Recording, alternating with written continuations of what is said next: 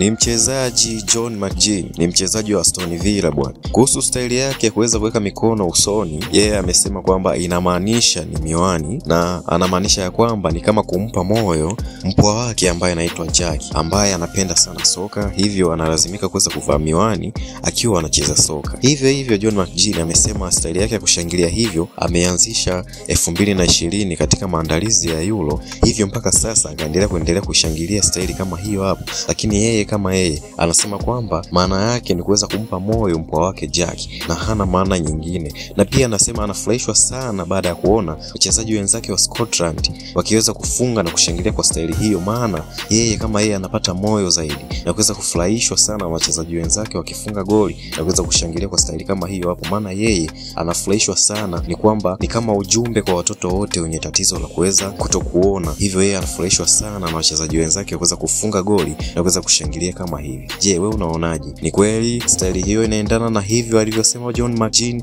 au ana maana nyingine? Unaweza kwenda kwenye comment section ukaweza kutoa comment yako hapo, unaweza kusema kwamba ni kipi unachokihisi wewe kuhusu celebration ya John McGinn.